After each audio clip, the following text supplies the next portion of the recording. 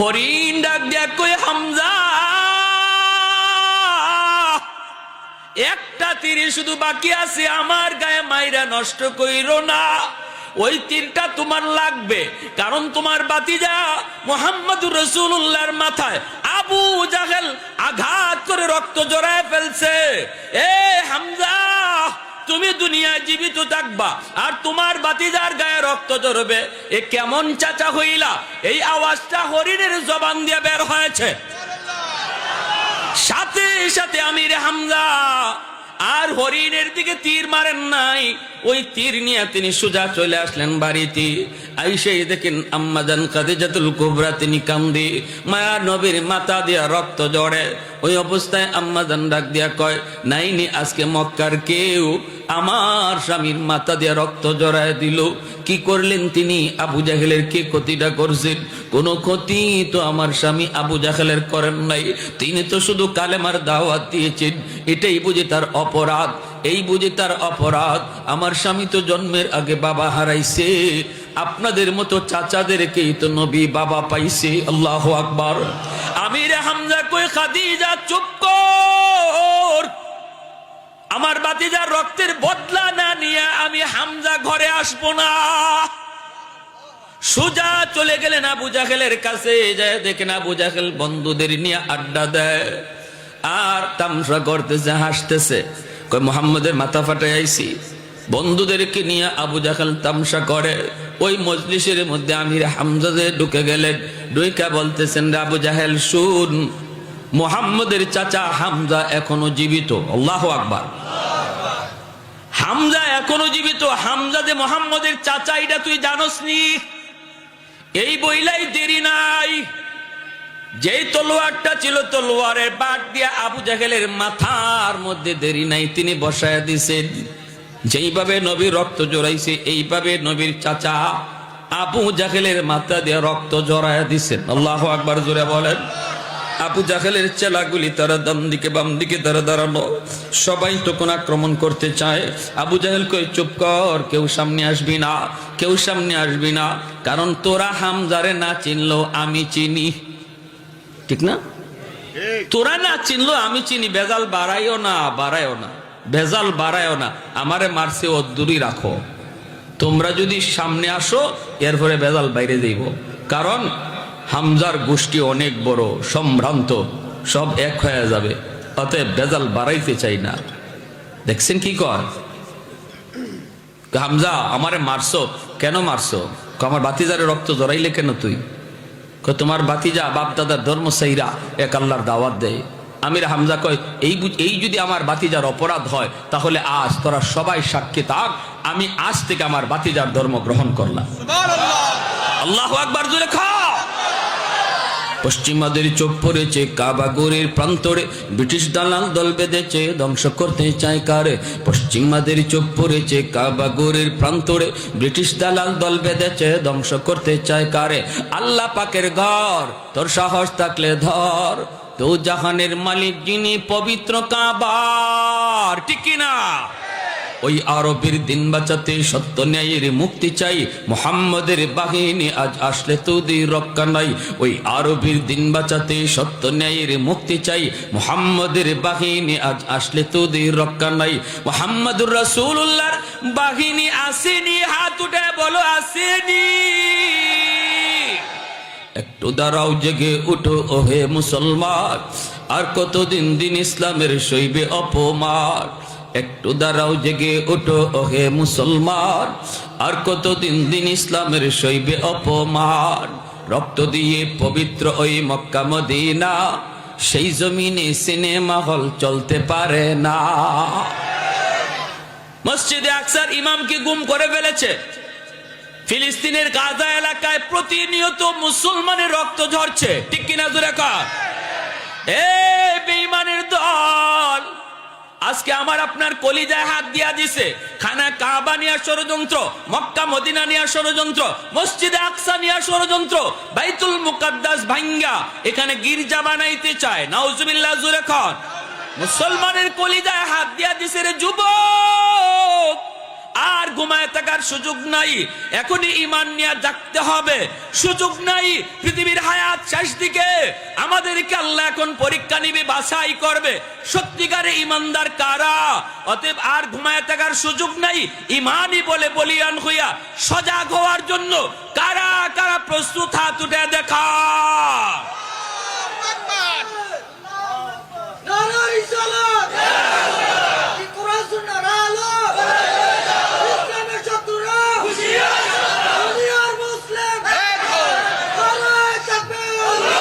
দাঁড়াও, জেগে উঠো ওহে মুসলমান, আর কতদিন দিন ইসলামের সইবে অপমান।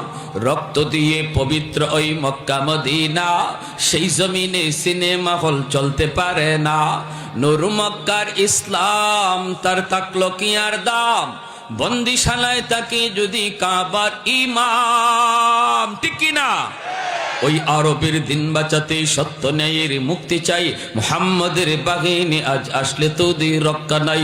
ওই আরবের দিন বাঁচাতে সত্য ন্যায়ের মুক্তি চাই, মুহাম্মদের বাহিনী আজ আসলে তোদের রক্ষা নাই। পশ্চিমাদের চোখ পড়েছে কাবা গরির প্রান্তরে, ব্রিটিশ দালাল দল বেঁধেছে ধ্বংস করতে চায় কারে। আল্লাহ পাকের ঘর তোর সাহস থাকলে ধর, দো জাহানের মালিক যিনি পবিত্র কাবা। ওই আরবের দিন বাঁচাতে সত্য ন্যায়ের মুক্তি চাই, মুহাম্মদের বাহিনী আজ আসলে তোদের রক্ষা নাই। মুহাম্মাদুর রাসূলুল্লাহর বাহিনী আসেনি, হাত উঠে বলো আসেনি। একটু জোরে বলি আল্লাহু আকবার, আরো জোরে আল্লাহু আকবার। আল্লাহু আকবার।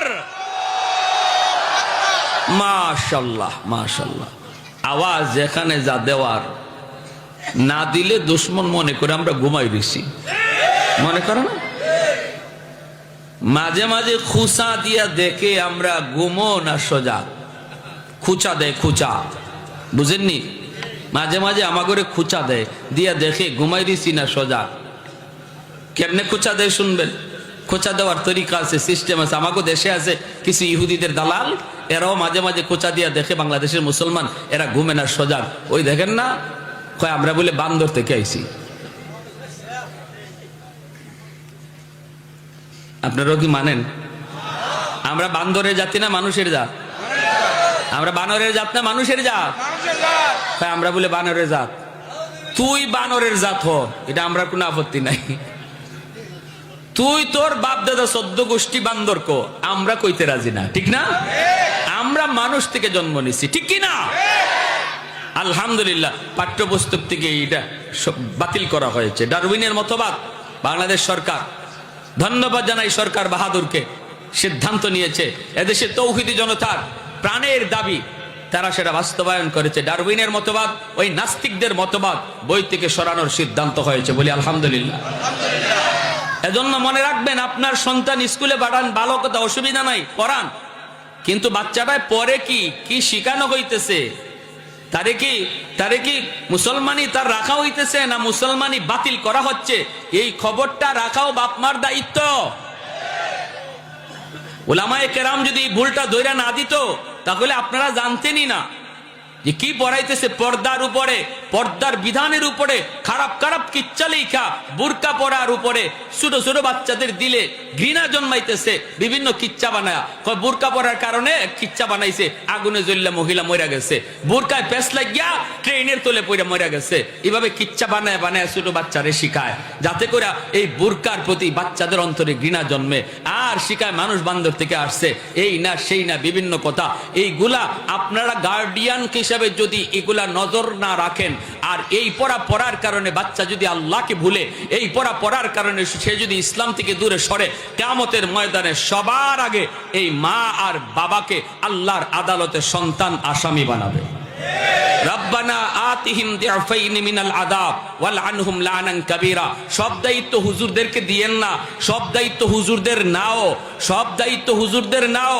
হুজুররা শুধু ভুল ধরায় দিবে, কারণ হুজুরদের কাছে রাডার আছে, তারা ইসলামের হেফাজত করে, তারা ইসলামের বর্ডার গার্ড। কিন্তু ভুল ধরায় দেওয়ার পর এই প্রতিবাদ করা সমস্ত মুসলমানের দায়িত্ব। যে যেখানে আছে সেখান থেকে প্রতিবাদ করতে হবে। গার্ডিয়ান যারা আছেন প্রতিবাদ করবেন, দরকার নাই এই সিলেবাসের, বাতিল করো। যখন গার্ডিয়ানরা সবাই প্রতিবাদ করবে, কোনো সুযোগ নাই নাস্তিকদের এখানে নাস্তিক এজেন্ডা বাস্তবায়িত করার। কারণ নাস্তিকরা মনে করে কি যে আমরা কিছু করলে যা চিল্লাচিল্লি করবে হুজুররাই করবে, সাধারণ মানুষ করবে না। এই জন্য এই সাহসটা করতেছে, বলুন ডারউইনের মতবাদ পড়ে যদি আপনার ছেলে নাস্তিক হয়, তাহলে এর জন্য উস্তাদরা যতটা দায়ী, প্রতিষ্ঠান যতটা দায়ী, বাপমা এর চেয়ে বেশি দায়ী। কারণ বাপমা কেন খবর নিল না সন্তান কি পড়তেছে, তারে কি পড়ানো হচ্ছে। কি ভাই, আপনারা খালি টেলিভিশনের পর্দায় দেখবেন হুজুররা নামছে বাইতুল মোকাররমে আন্দোলন করতেছে, আল্লাহ টেলিভিশন দেখাইব? সব দায়িত্ব হুজুরকে দেওয়া যাবে? এটা কি খালি হুজুরদের দায়িত্ব? এই যে এত বড় নাস্তিক্যবাদী মতবাদ শিখাইতেছে, এই প্রতিবাদ করাটা কি আলেমদের শুধু দায়িত্ব, না সমস্ত মুসলমানের দায়িত্ব? সমস্ত মুসলমানের দায়িত্ব। এই জন্য এইভাবে মাঝে মাঝে খুঁচা দেয়, দেখে না বাংলাদেশের মুসলমান সজাগ। আর বেঈমানের বাচ্চারা, ইহুদ খ্রিস্টানের বাচ্চারা, এরাও মাঝে মাঝে খুঁচা দেয়, দেখে পৃথিবীর মুসলমান সজাগ না ঘুমে। কিভাবে জানেন? ওই যে দেখেন ডেনমার্কে কোরআন পুরাইয়া দিছে, নাউজুবিল্লাহ। গত পরশুদিন ডেনমার্কে পুলিশি পাহারায় আল্লাহর কোরআন আগুন দিয়ে পুরাইছে। আল্লাহর কোরআনকে আগুন দিয়ে পুরাইয়া নিজের পায়ের তলে কোরআনের পাতা ফেলাইছে।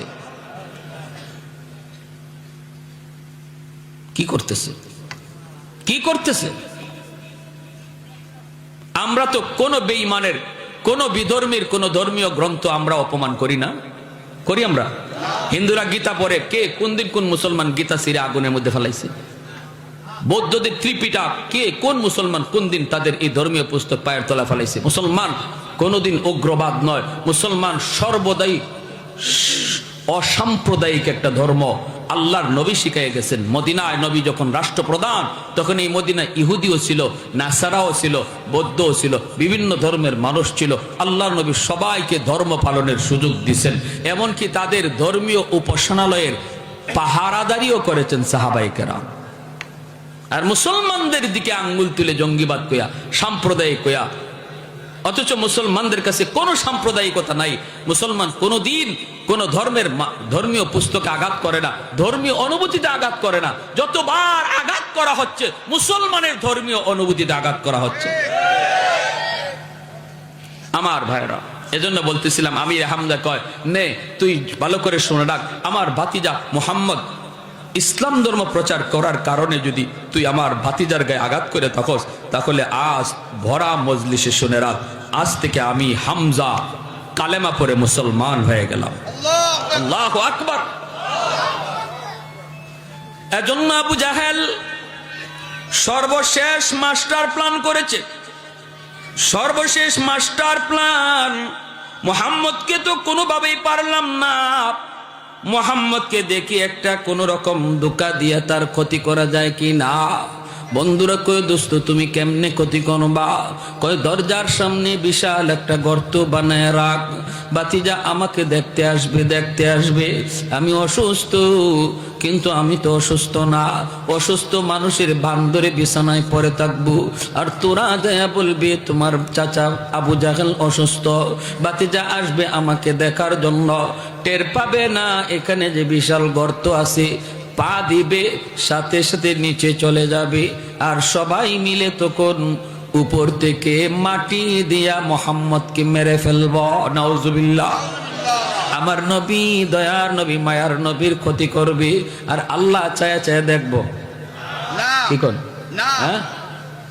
আল্লাহু ইয়াসিমুকা মিনান নাস। আল্লাহ পাক রব্বুল আলামিন কয়, বন্ধু বদরে তোমার পাহারাদার ছিল, উহুদে তোমার পাহারাদার ছিল, আজ থেকে কোনো পাহারাদার লাগবে না। আমি আল্লাহ কোরআনের আয়াত নাজিল করে জানায় দিলাম, আর কোনো বডিগার্ড তোমার লাগবে না। আজ থেকে আমি আল্লাহ নিজে তোমার পাহারাদার। এজন্য আল্লাহ পাক রব্বুল আলামিন তিনি তো চায় চায় দেখবেন না, রব্বুল আলামিন জিব্রাইলকে পাঠিয়ে দিলেন, ও জিব্রাইল তাড়াতাড়ি করে যাও, যায় আমার বন্ধুকে জানায় দাও আবু জাহেল অসুস্থ নয়, অসুস্থ মানুষের বান্দরে বিছানায় পড়ছি, দরজার সামনে বিশাল একটা গর্ত বানায় রাখছি, এই গর্তটা দেখা যায় না, উপরে চাটাইয়ার চাদর। আমার বন্ধু যায়া না দেখে আসে ওখানে পা দিবে, সাথে সাথে নিচে চলে যাবে, ওরা উপর থেকে মাটি দিয়া বন্ধুকে মেরে ফেলবে। জিব্রাইল তুমি তাড়াতাড়ি যাও, আমার বন্ধুকে যা কানে কানে বলে দাও আর যেন সামনে কদম না দেয়, বন্ধু যেন বাড়িতে চলে যায়। এই কথা বলতে আল্লাহর নবী থেমে গেলেন, সাথে সাথে নবী আবার রিটার্ন বাড়িতে চলে যাচ্ছেন। আবু জাহেলের চেলাগুলি যারা নবীকে আগায় আনতে গিয়েছিল ওরা দৌড়ে আসছে আবু জাহেলের কাছে, আইসা কয় ওস্তাদ আর ঘুমায়া থাকা লাগবে না, ঘুম থেকে উঠে যাও, তোমার ভাতিজা মুহাম্মদ আসে নাই। আবু জাহেল কয় কেন? কয় জানি না, আসছিল তো আমাদের সাথেই ভালো, হঠাৎ করে কে কি কইলো কাউরে তো দেখলামও না। কয় না আমি যাব না, চলে গেছে। আসছিল কাছাকাছি আইছিল, আর যদি কয়েক কদম সামনে দিত তাহলেই এই গর্তের মধ্যে পড়ে যেত, যেটা তুমি সাজায় রাখছিলা কুয়া, এই কুয়ায় পড়ে যেত। কিন্তু কে কি বললো চলে গেল। আবু জাহেল কয় হায় রে হায়, ভাতিজা কই এই ঘুম থেকে উঠে দৌড় দিছে, কই রে ভাতিজা, কইয়া দৌড় দিছে, দৌড় দিয়া গিয়া নিজের গর্তে নিজেই পড়ছে। কি কর, যে জাল লাগিয়ে যা করে এটার মধ্যে নিজেই পড়ে, ঠিক না? কয় মন কার লাগি কি করো, যা করো নিজের লাগি করো, ঠিক না? মন রে কার জন্য কি করো, যা করো নিজের জন্যই করো। তুমি আরেকজনের জন্য গর্ত বানাইবা, আরেকজনের জন্য কুয়া বানাইবা, এই কুয়ায় তুমি নিজেই ফইরা মরবা, ঠিক কিনা? এজন্য মানুষকে মারার ফন্দি বানায়েন না, মানুষকে ক্ষতি করার কোনো ফন্দি করবেন না। যে যার ক্ষতি করার ফন্দি করবে এই ফন্দির মধ্যে সবার আগে সেই আটকা পড়বে।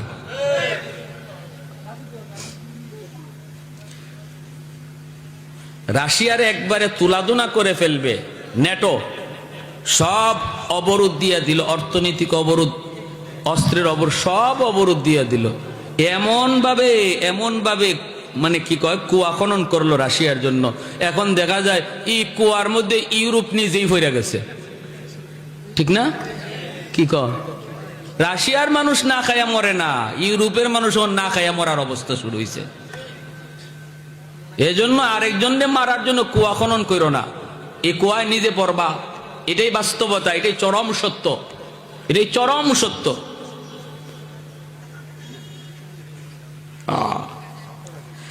আল্লাহ তুমি সহি বুঝদান করো, সবাই বলি আমিন।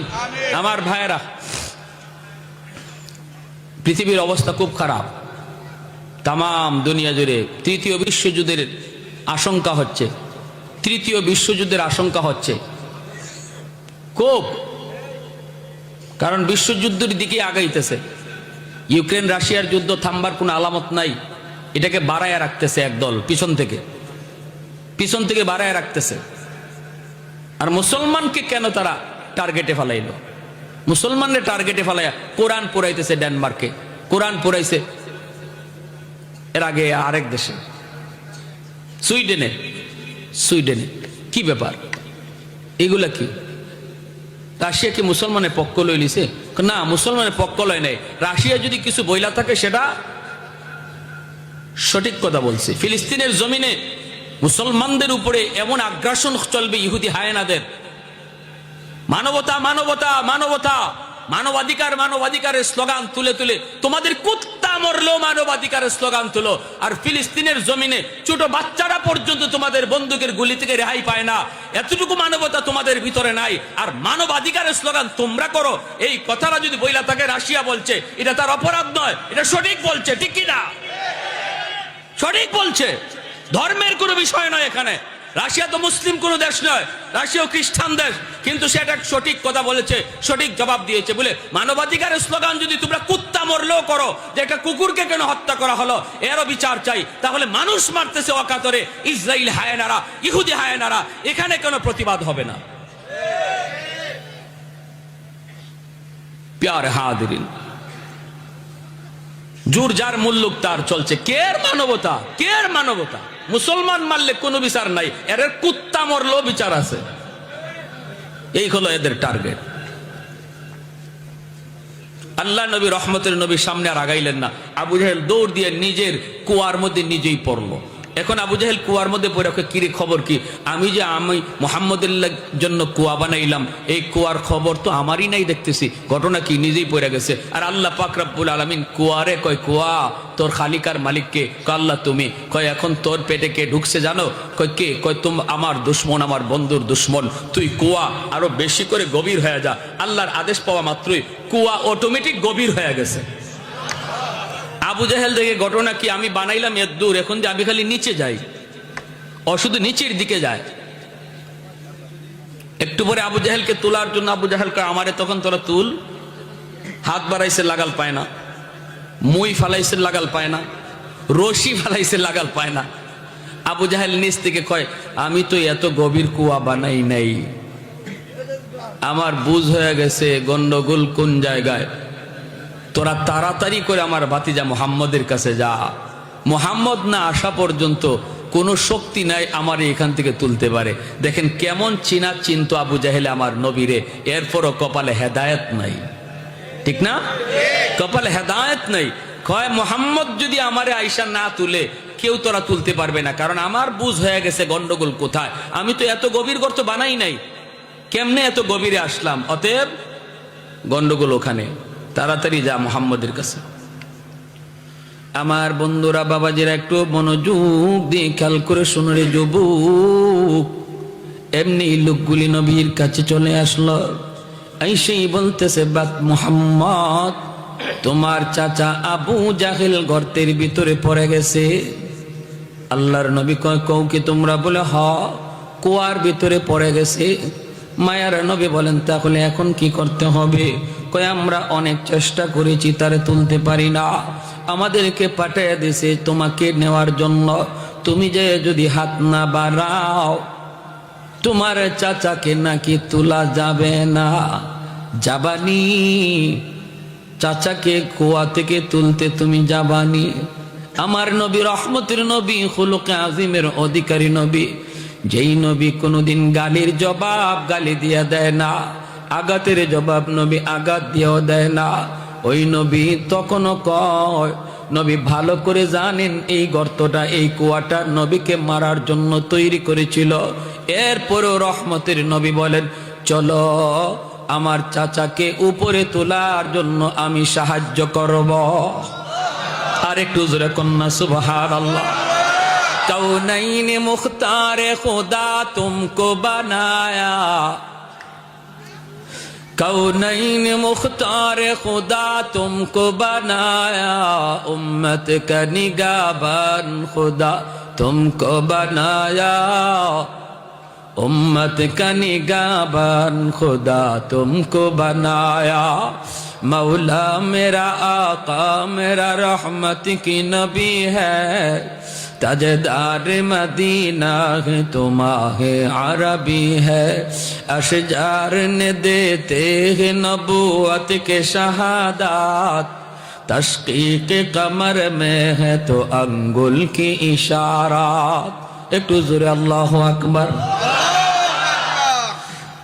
দ্বীনের নবী, মায়ার নবী চলে আসলেন গর্তের কিনারায়। আইসে নবী ডাক দিয়া বলেন, চাচা খবর কি? তোমার খবর কি? আবু জাহেল গর্তের ভিতর থেকে ডাক দিয়া কয়, ভাতিজা রে, কি খবর? তুমি তো সব জানো, তোমার খোদায় তো তোমারে সব জানায়া দিছি। আল্লাহ নবী কয়, কেমনে বুঝলা? আবু জাহেল গর্তের ভিতর থেকে কই, ভাতিজা রে, ও ভাতিজা, তুই বিশ্বাস কর, আমি তোমাকে মারার জন্য এত বড় এত গভীর কোনো কুয়া বানাই নাই। এখন নিজে পইরা বসতেছি, কুয়া অটোমেটিক গভীর হয়ে গেছে। অতএব ভাতিজা, আমাকে হাত দিয়া লাগাল পায় না, রশি দিয়া লাগাল পায় না, মই দিয়া লাগাল পায় না, বুঝ হয়ে গেছে গন্ডগোল কোন জায়গায়। তুমি হাত না বাড়ানো পর্যন্ত আমাকে কেউ তুলতে পারবে না। নবী বলেন, চাচা গো, এত দূর যখন আপনি বুঝলেন, বাকিটা আপনি বুঝেন না কেন? আবু জাহেল কয়, ভাতিজারে, আমার উপরে তুল, এরপরে বাকিটাও আমার বুঝ হয়ে যাবে। দেখছেন, নবী কয়, এমন জীবনে বহু বাটপারি করছো, জীবনে এমন বহু বাটপারি করছো, কইছো হাতের মধ্যে কি মোহাম্মদ যদি কইতে পারো তাহলে আমি কালেমা পরে মুসলমান হয়ে যাব। আমি নবী কয়ে দিছি বলে আমার কোয়া লাগবে না, তোমার হাতে যা আছে এটাই বইলা দিবে। সাথে সাথে হাতের মাঝে পাথরের কণা ছিল, কণার জবান কইলা গেছে, কণায় কয় লা ইলাহা ইল্লাল্লাহ মুহাম্মাদুর রাসূলুল্লাহ। আবু জাহেল হাত থেকে উড়াইয়া ফেলাইছে, কই কি রে, আমার হাতে যেটা আমার কথা কয় না, মুহাম্মাদের কথা কয়। আমার হাতে থেকে আমার কথা কয় না, মুহাম্মাদের কথা কয়। এবার আল্লাহ নবী কয় চাচা আমার তো কোয়া লাগলো না, হাতে যা লই আইছো এটাই তো কইলো, এখন কি করবা? কয় ভাতিজারি তুই মস্ত বড় জাদুকর। নাউজুবিল্লাহ, আস্তে কোন। ইন্নাকা লা তাহদি মান আহবাবতা ওয়ালাকিন্নাল্লাহ ইয়াহদি মান ইয়াশা। আল্লাহ কয় বন্ধু হেদায়েত আমি আল্লাহ যারে পছন্দ করি তারে দেই, অতএব হেদায়েতের মালিক শুধু আমি আল্লাহ, তুমি রাসূলও না। অতএব ভাইয়েরা বন্ধুরা, আবু জাহেলের কপালে কি নাই? হেদায়েত নাই। আল্লাহ নবী কয় ঠিক আছে, এই ওয়াদাটা অন্তত রাইখো, আমি তোমার উপরে তুলবো, বলো উপরে উঠার পর কালেমা পড়বা কিনা। কয় বাতিজা বললাম তো, এইবার আর ও মিস নাই, এই ওয়াদা আর ভঙ্গ করবো না, তুমি আমারে কোন রকম উপরে উঠাও। আল্লাহ নবী যেই মাত্র তার নবুয়তি হাতখানা বাড়াইয়া দিয়েছেন গর্তের দিকে, আল্লাহ পাক কয় এরে গর্ত, এইবার তোর দিকে আমার বন্ধুর রহমতের হাত চলে এসেছে। এক কুয়া আবু জাহেলকে উপরে উঠাইয়া দে, কুয়া অটোমেটিক আবু জাহেল উপরে তুইলা দেয়। মায়ার নবী দয়ার নবীর হাত ধরে ফেলে আবু জাহেলের হাত, মায়ার নবী টান দিয়ে উপরে উঠান। উপরে উঠানোর পরে আবু জাহেল মাটি সাটি সব জারতেছে। নবী বলেন চাচা বাকিটা সেরে ফেলেন। আবু জাহেল কয় রে ভাতিজা, এখন বুঝলাম পৃথিবীতে তোমার মতো এত বড় জাদু করার কেউ নাই। নাউজুবিল্লাহ। ও ভাই, এজন্য বলতেছিলাম রে ভাই, মনে রাখবা আল্লাহ পাক রব্বুল আলামিন, রব্বুল আলামিন আমার নবী রহমতের নবীকে আমার আপনার জন্য রহমত বানায় পাঠাইছে। আমি যদি বাবা হই, বাবা হিসাবে নবীর আদর্শ আমার কাছে আছে, সন্তান যদি হই সন্তান হিসাবে নবীর আদর্শ আছে। মায়ার নবী দয়ার নবী সন্তান হিসাবে আদর্শ রেখে গেছেন। এ দুনিয়ার সন্তানের দল, বাপ মা তোমার কাছে কত বড় নিয়ামত, আমার নবীর দিকে তাকাও। আমার মায়ার নবী বাবা পান নাই, জন্মের আগেই নবী বাবা হারাইছেন, বুঝ হওয়ার পরে মা হারাইছেন। নবীকে একজন মহিলা দুধ পান করাইছে, নবীজির দুধ মার নাম হলো হালিমা সাদিয়া। আল্লাহর নবী রহমতের নবী একদিন সাহাবায়ে কেরামদেরকে নিয়া জিরানা নামক জায়গার মধ্যে নবী বসা। হঠাৎ করে সাহাবীরা দেখেন একজন বৃদ্ধা মহিলা মায়ার নবীর দিকে লাঠিতে বর দিয়া আসতেছে।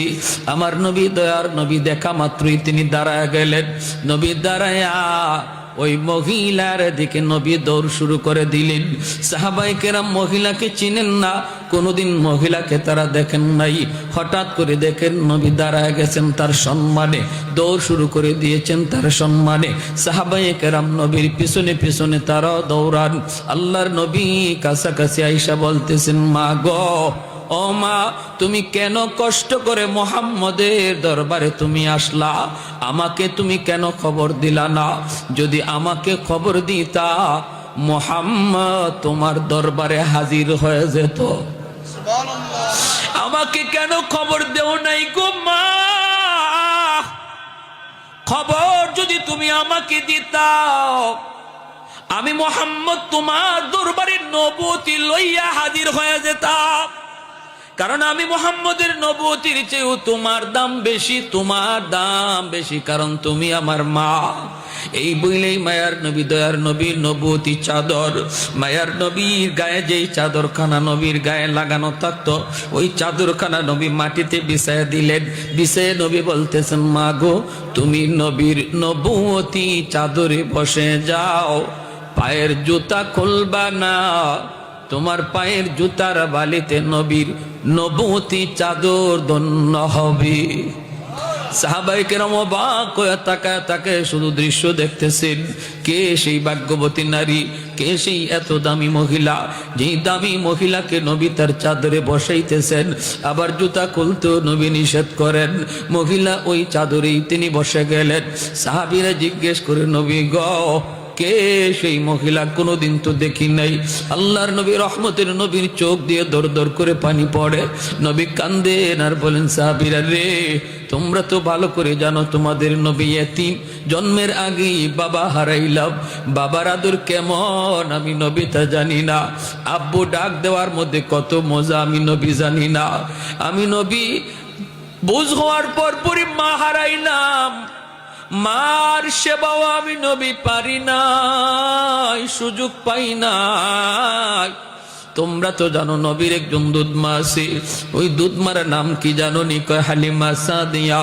নবী কয় শুধু শুনেছ, নাম শুনেছ, কোনোদিন দেখো নাই।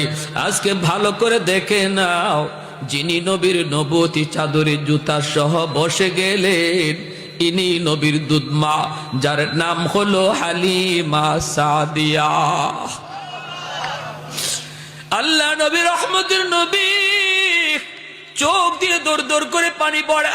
যুবক, বনু তামিম গোত্রের যুবক নবীর কাছে আইসা কয়, মায়ার নবী গ, আল্লাহ আমাকে অনেক সম্পদ দিয়েছে, কিন্তু সম্পদ দিয়ে খেদমত করব কার? আমার মা তো দুনিয়ায় নাই, আমার বাবা তো দুনিয়ায় নাই।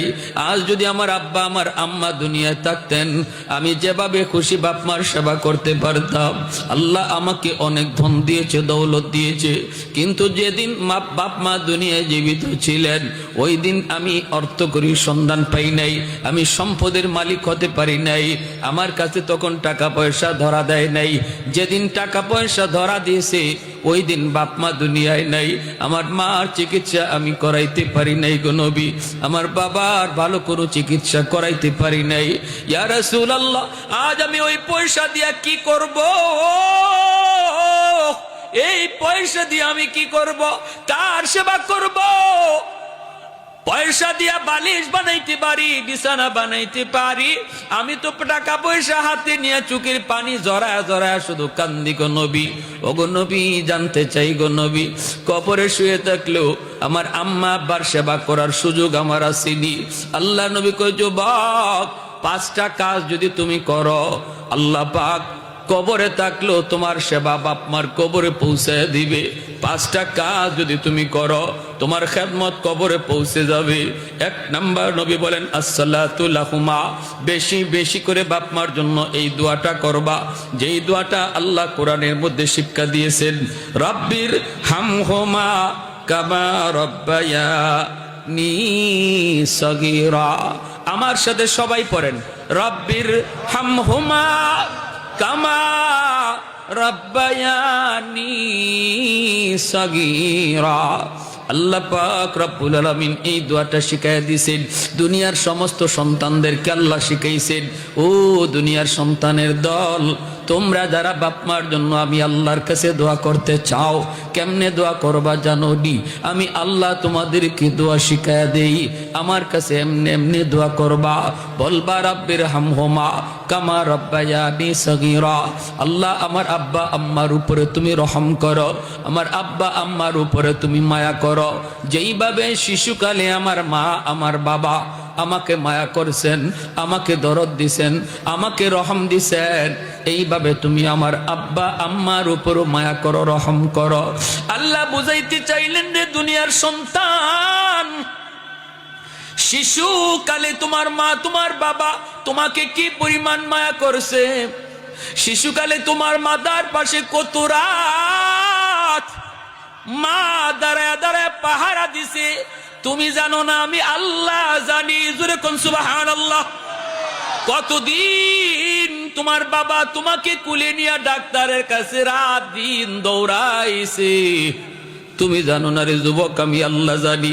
এজন্য যখনই বাপ মার জন্য দোয়া করবা, শিশুকালের কথাটা আমি আল্লাহরে ইয়াদ করায় দিও।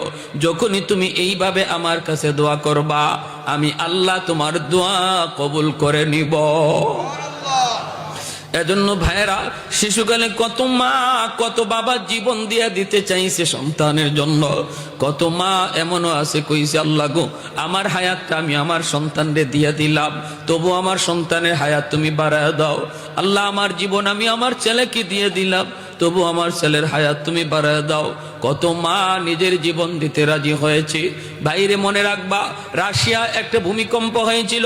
ওই ভূমিকম্পের পরে অনেক প্রায় 21 দিন পর একটা ভাঙ্গাচোরা বিল্ডিং এর ভিতর থেকে একজন মহিলাকে উদ্ধার করা হয়েছে। ভাইরা, মহিলাটা জান যায় অবস্থা, ওই অবস্থায় মহিলাটাকে উদ্ধার করা হয়েছে। মহিলার কুলের মধ্যে একটা দুধের বাচ্চাও ছিল। 21 দিন পর্যন্ত আল্লাহ তাদেরকে বাঁচায় রাখছে। যেরকম সুবহানাল্লাহ। বাঁচায় যদি রাখে আল্লাহ, মারে তারে কে? ঠিক কিনা? জোরে কর। রাখে আল্লাহ, মারে কে? ভাইরে, এরপরে ডাক্তাররা যখন হাসপাতালে তারে নিয়ে গেছি, তখন চায় দেখে মহিলার একটা আঙ্গুলের মাথাও নাই। প্রতিটা আঙ্গুলের মাথা এইভাবে কাটা। জিজ্ঞেস করেছিল, মা, আঙ্গুলের মাথাগুলি কাটা কেন? মহিলার চোখ থেকে দর দর করে পানি পড়ে। মহিলা কান্দে আর কয়, আমার বুকের দুধ যখন শুকায় গেছে, আমার দুধের বাচ্চারা যখন দুধের জন্য কান্না করে, আমি কি খাওয়াবো? শুকায় গেছে আমার সন্তানের মুখটা শুকায় গেছে, তখন আমি কি খাওয়াবো? নিজের আঙ্গুলের মাথাটা দাঁত দিয়া কামড় দিয়া আমি ছেড়ে ফেলে দিছি, কেটে ফেলে দিয়া ওই যে রক্ত বের হয়েছে, ওই রক্তটা আমার সন্তানরে খাওয়ায় বাঁচাইছি। একদিন এক আঙ্গুলের মাথা কাটছি, আর একদিন আরেক আঙ্গুলের মাথা কাইটা রক্ত খাওয়া সন্তানটারে বাঁচাইছি। এ দুনিয়ার সন্তানের দল, একটু মার কথা চিন্তা করো। আজকে কোন মারে তুমি কান্দাইতেছ? আজকে কোন বাবার চোখ দিয়ে পানি ঝরাইতেছ? আজকে বাবার কলিজায় কেমন করে আঘাত দাও, কেমন করে আঘাত দাও, কেমন করে বাবারে ভুই লাগেছ, কেমন করে মারে ভুই লাগেছ। মায়ার নবী, দয়ার নবী কয়, এইভাবে যখনই তুমি নামাজের পর, নামাজের আগে, নামাজের পরে যখনই বাপ মার কোথায় ধুবির যুবক, তখনই তুমি দোয়াটা পড়বা, রাব্বির হামহুমা কামা রাব্বায়ানি সগীরা। তোমার এই দোয়ার উসিলায় আল্লাহ পাক রব্বুল আলামিন তোমার খেদমত বাপ মার কবরে আল্লাহ পৌঁছায় দিবে। 2 নম্বরে নবী বলেন, ওয়াল ইস্তিগফারু লাহুমা, বাপ মার জন্য তুমি বেশি বেশি দান সদকা করবা। মসজিদে বাবার নামে দান করো, মাদ্রাসায় মায়ের নামে দান করো, ওয়াজ মাহফিলে বাপ মার নামে দান করো। আল্লাহর কোন গরিব বান্দারে তুমি বাপ মার নামে দান করো। যখনই বাপ মার নামে তুমি খরচ করবা, সাথে সাথে বাপ মার কবরে আল্লাহ পাক দানের খবর পৌঁছায় দিবে। সন্তান যদি বাপ মার নামে দান করে, সন্তান যদি বাপ মার কোথায় ইয়াদ করে চুকির পানি ধরে কান্দে, মায়ার নবী কয় এই দোয়ার সাথে সাথে আল্লাহ কবুল করে নেয়। বাপ মার দোয়া যেমন সন্তানের জন্য কবুল, সন্তানের দোয়াও বাপ মার জন্য কবুল। বাপ মা যদি দোয়া করে সন্তানের জন্য, এই দোয়া যেমন আল্লাহর কাছে কবুল। সন্তানও যখন কয় আল্লাহ আমার আব্বারে মাফ করো, আম্মারে মাফ করো, মায়ার নবী কয় এই দোয়াটাও আল্লাহর কাছে সরাসরি কবুল। এজন্যই ভাইরা জুনাইদ বাগদাদি রহমাতুল্লাহি আলাইহি রাতের বেলা ঘুমাইছেন। অসুবিধা হইতেছেন না ভাই? চলবে আর একটু জোরে বলেন, চলবে। জুনাইদ বাগদাদি আল্লাহর বহুত বড় ওয়ালি, রাতের বেলা তিনি ঘুমাইছেন, স্বপ্নে দেখেন জাহান্নামী চেহারার একজন মানুষ আল্লাহর ওলির সামনে আইসা কামতেছে। জুনাইদ বাগদাদি বলতেছেন, বাইরে তুমি কে? লোকটাই কয়, হুজুর আমাকে আপনি চিনবেন না, আমি আপনার এলাকারই একজন মানুষ। আজ থেকে বেশ কিছুদিন আগে আমার মৃত্যু হয়েছে, কবরের ভিতরে আমি আযাব ভোগ করতেছি, আমার গুনার কারণে আমি কবরে আযাব ভোগ করতেছি। আমি জাহান্নামের একজন আসামি, জাহান্নামের আসামি। আল্লাহ আমাকে জানায় দিছে, গোলাম দুনিয়াতে একটা মেয়ে সন্তান রেখে এসেছো, আর কোনো সন্তান নাই। মেয়েটারে তুমি আমি আল্লাহর পরিচয় শিখাও নাই, মেয়েটারে তুমি কালেমা শিখাও নাই, মেয়েটারে আখিরাতের ফিকির তার কলিজায় দাও নাই, মেয়েটারে এমন শিক্ষা শিখাও নাই যেই শিক্ষায় তোমাকে ইয়াদ করে তোমার জন্য উপকার হয়। এ গোলাম, যদি তোর মেয়েটা তোর জন্য একটু দোয়া করি, তোর জন্য যদি দান সদকা করে, তোর কথা যদি ইয়াদ করে, আমি আল্লাহর কাছে মাপ চাই, এই সন্তানের হাতের উসিলায় আমি আল্লাহ তোমাকে মাফ করে দিব। ওগো আল্লাহর ওলি, আমি তো বড় বিপদে পড়ে গেছি, আমার মেয়েকে এই খবর এখন আমি কেমনে দিব? আমি তো কবরে চলে গেছি, কবরের ভিতরে তো আমি আযাব ভোগ করি, আমি আপনার কাছে এসেছি সাহায্যের জন্য। যদি আপনি ঘুম থেকে উইটা সকালবেলা যাই আমার মেয়েটারে একটু বলেন, আমার মেয়েটা যদি আমার জন্য কোনো দান সৎকা করে, অথবা মেয়েটা আমার জন্য একটু হাত উঠায়, অথবা মেয়েটা যদি আমি আল্লাহ আমার জন্য আল্লাহর কাছে দোয়া করে, আল্লাহ আমার আযাব মাফ করে দিবে। জুনাইদ বাগদাদি ঘুম থেকে ওঠার পর ওই মেয়েটার সন্ধানে তিনি বের হয়েছেন। মানুষকে জিজ্ঞেস করেন, বাইরে মেয়েটা কোথায় আছে তোমরা জানো নি? মানুষেরা কয়, হুজুর এই মেয়েটার কাছে আপনি যায়েন না, মেয়েটার চরিত্র ভালো না, ওর কাছে আপনি যায়েন না। জুনাইদ বাগদাদি কয়, বাবা ভালো না খারাপ তা জানতে চাই না, একটা প্রয়োজন খবর দেওয়ার জন্য যাইতে হবে। মানুষের কাছ থেকে মেয়েটার সন্ধান নিয়া জুনাইদ বাগদাদি তিনি চলে আসলেন মেয়েটার কাছে। নদীর ঘাটে মেয়েটা গোসল করে, আল্লাহর ওলি তিনি বাহিরে দাঁড়ায় রইলেন। মেয়েটা যখন উপরে আসলো, জুনাইদ বাগদাদি যায় সামনে দাঁড়ালেন। এমনি মেয়েটা তখন কয়, মৌলবী তুমি আবার কি চাও? জুনাইদ বাগদাদি কয়, মারে আমি কিছু চাইতে আসি নাই, একটা খবর দিতে এসেছি। মেয়েটাই কয়, কিসের খবর, কার খবর? জুনাইদ বাগদাদি কয়, তোমার বাবার খবর। কয়, আমার বাবার আবার কিসের খবর? বাবা তো বহু আগেই কবরে চলে গেছে, বাবার আবার কিসের খবর? জুনাইদ বাগদাদি কয়, মা তোমার বাবা কবরের মধ্যে আযাব ভোগ করে, আযাব আল্লাহ তারে জানায়া দিছে রে মা, তুমি যদি তোমার বাবার জন্য দান সৎকা করো, যদি তোমার বাবার কথা ইয়াদ করে আল্লাহর কাছে মুনাজাত করো, আল্লাহ তোমার মুনাজাতের উসিলায় তোমার বাবার আযাব আল্লাহ মাফ করে দিবে। এই খবরটা তোমার বাবার স্বপ্নে আমাকে জানাইছে রে মা, একটু বলো বাবার কথা ইয়াদ করো। মেয়েটা গুনাহ করতে করতে কলিজা শক্ত হয়ে গেছে। মানুষ যখন গুনাহ বেশি করে কলিজা শক্ত হয়ে যায়, দিল শক্ত হয়ে যায়, চোখ দিয়া পানি ঝরে না। মরণের কথা কবরের কথা বললো, তার কলিজা নরম হয় না, মুনাজাতেও চোখ দিয়া পানি আসে না। এই আলামত হলো কলিজা শক্ত। গুনার কারণে কলিজা শক্ত হয়, কলিজা শক্ত হয়। ভাইয়েরা বন্ধুরা, যখনই মেয়েটার এই কথা বলছেন, মেয়েটার কলিজা তো নরম হয় না। মহিলায় কয়, কি মৌলবী মৃত মানুষের খবর লইয়া তুমি আইসো বুঝি, আর কোনো তুমি খবর পাও না? এই বইলা ঠাট্টা কইরা মজাক কইরা এক মুষ্টি পানি হাতে নিয়া জুনাইদ বাগদাদির দিকে এইভাবে পানি দিয়া ঢিল মারলো, আর বলতেছে, নেও আমার বাপের রুহের মাগফিরাতের জন্য আমি এক মুষ্টি পানি সদকা করলাম। জুনাইদ বাগদাদি দৌড় দিয়ে সরে গেলেন, কাপড়ের মধ্যে পানিটা পড়তে দেন না, চোখ দিয়া পানি ধরে আর কান্দে, আর কই, মালিক সন্তান বুঝি এমন হয় যেই সন্তানের কারণে বাবা রাতকে দিন বানায়, যেই সন্তানের কারণে রোদে পড়ে বৃষ্টিতে ভিজে, কত কথা, কত গালি, কত বাবা কত জায়গায় সন্তানের কথা চিন্তা করে। আজকে এই সন্তান বুঝি বাবার জন্য একটু দরদ দেখাইল না। হায় রে দুনিয়ার সন্তান, হায় রে দুনিয়ার সন্তান, হায় রে দুনিয়ার সন্তান। এই বইলা জুনাইদ বাগদাদি আফসোস করে করে বাড়িতে চলে গেলেন। এই রাতে ঘুমাইলেন, স্বপ্নে দেখেন ওই লোকটা জান্নাতি চেহারা লইয়া সামনে হাজির। আল্লাহর ওলি কই, ভাই গতকাল ছিলা তুমি জাহান্নামী, আজকে তুমি জান্নাতি, কারণ কি?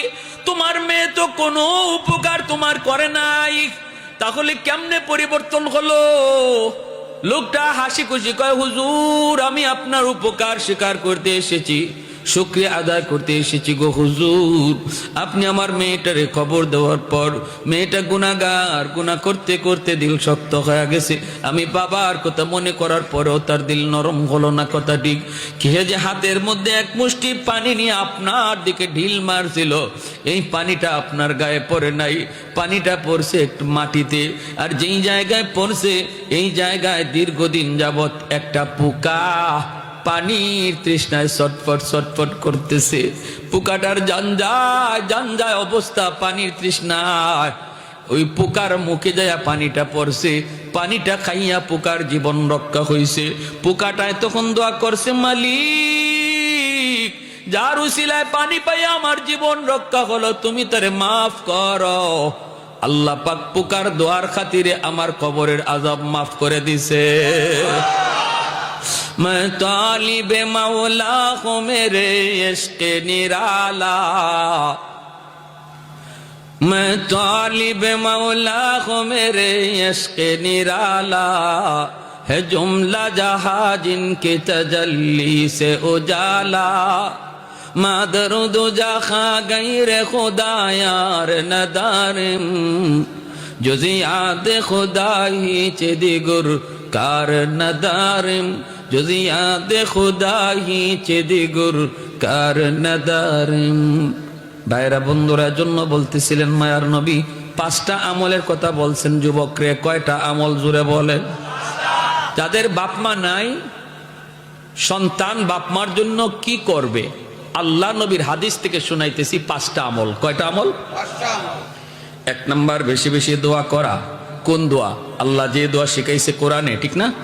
পবিত্র কোরআনের সূরা বনি ইসরাইলের এই দোয়া।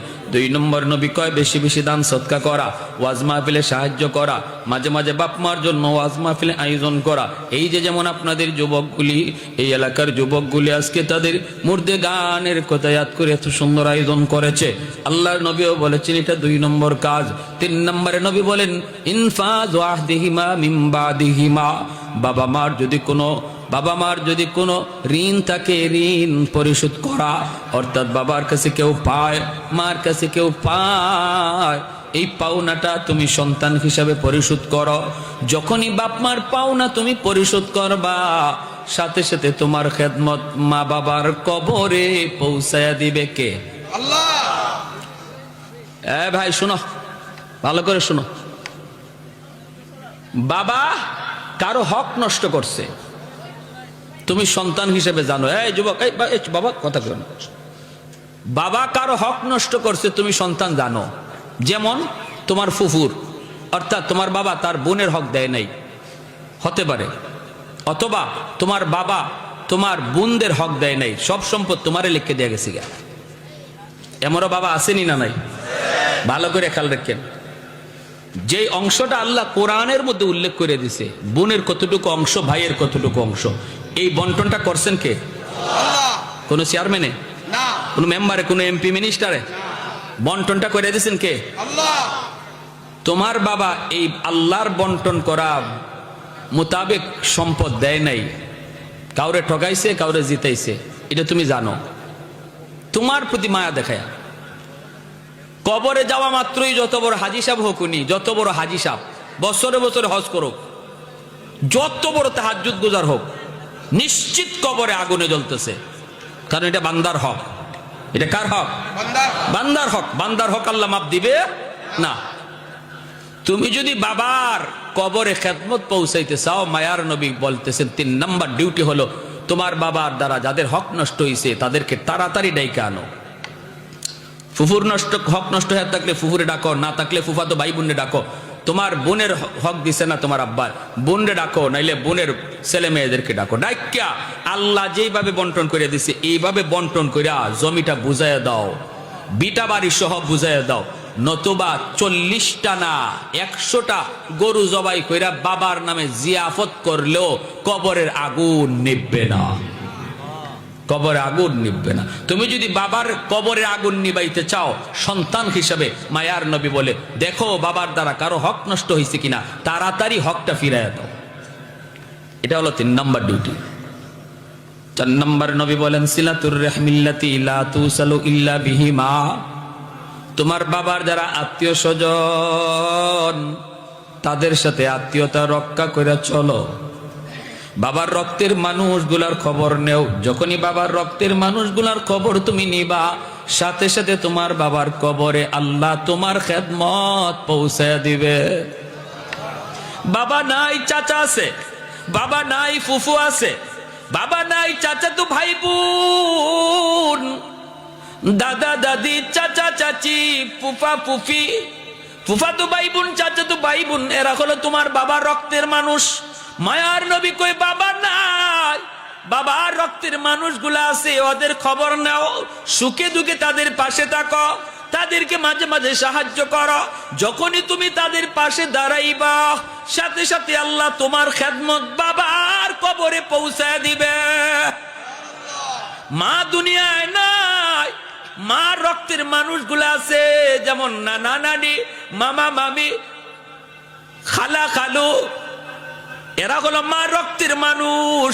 খালাতো ভাই বোন, মামাতো ভাই বোন, ওদের খবর যখনই তুমি নিবা, যখনই তাদের খোঁজখবর নিবা, অন্তত মোবাইলেও জিজ্ঞেস করবা, মামা তুমি কেমন আছো, খালা তুমি কেমন আছো।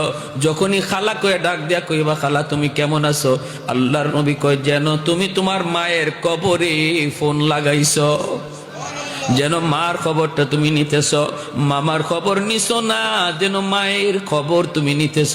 কারণ মার রক্তের মানুষগুলার পাশে যখনই তুমি দাঁড়াইবা, সাথে সাথে আল্লাহ মার কবরে তোমার খেদমত পৌঁছায় দিবি।